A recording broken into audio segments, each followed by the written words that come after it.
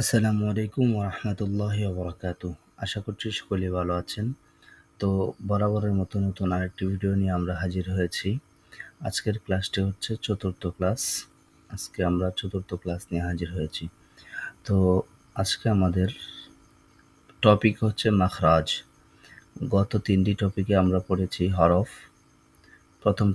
প্রথম টপিকে পড়েছি হরফ পরিচয়, তারপরের টপিকেও পড়েছি আমরা হরফ পরিচয় 8 ভাগের তারটিবে।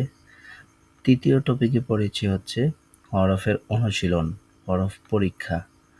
তো আজকে চতুর্থ টপিক, আজকে আমাদের আলোচনা হচ্ছে মাখরাজ নিয়ে। হরফ কোন জায়গা থেকে উচ্চারণ হয়, হরফের নাম পড়েছি কিন্তু হরফ যে জায়গাগুলো থেকে উচ্চারণ হয় সেই জায়গাগুলোর নাম জানি না। সেই জায়গাগুলোর নাম আজকে জানবো ইনশাআল্লাহ। তো সকলেই আমার সাথে সাথে কন্টিনিউ করেন। বিসমিল্লাহির রহমানির রহিম। সাল্লাল্লাহু আলাইহি ওয়াসাল্লাম, সাল্লাল্লাহু আলাইহি ওয়াসাল্লাম। রব্বি জিদনি ইলমা, রব্বি জিদনি ইলমা। প্রথমে আছে মাখরাজ।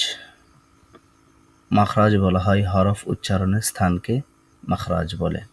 আরবি হরফ 29টি, মাখরাজ 17টি। হরফ উচ্চারণের স্থানকে মাখরাজ বলে, আরবি হরফ 29টি, মাখরাজ 17টি।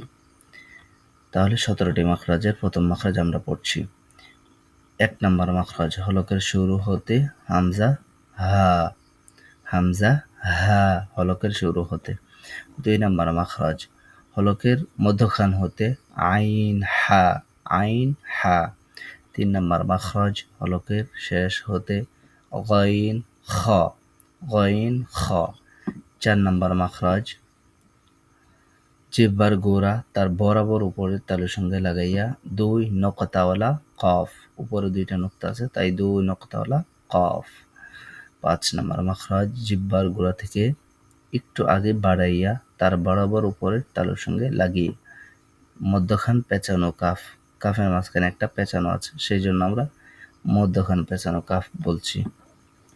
6 নম্বর মাখরাজ, জিহ্বার মধ্যখান তার বরাবর উপরের তালুর সঙ্গে লাগাইয়া জিম শিন ইয়া, জিহ্বার মধ্যখান এবং তার বরাবর তালুর সঙ্গে লাগবে।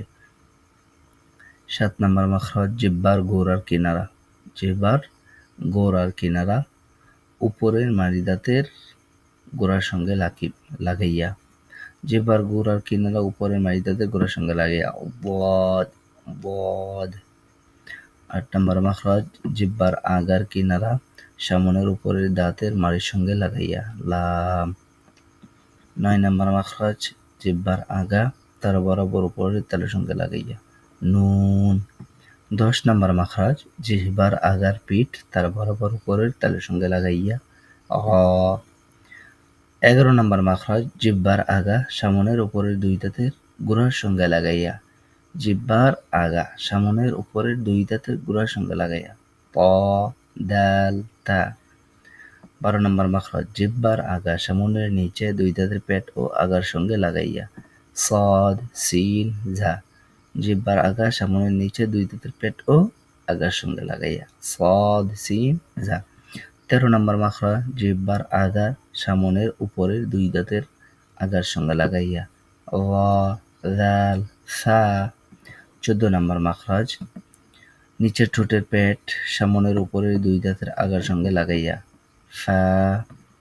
15 নম্বর মাখরাজ, 2 ঠোঁট হতে ওয়াও বা মিম উচ্চারিত হয়। ওয়াও ঠোঁট গোল করিয়ে বা ঠোঁটের ভিজা অংশ থেকে, মিম ঠোঁটের শুকনো অংশ থেকে।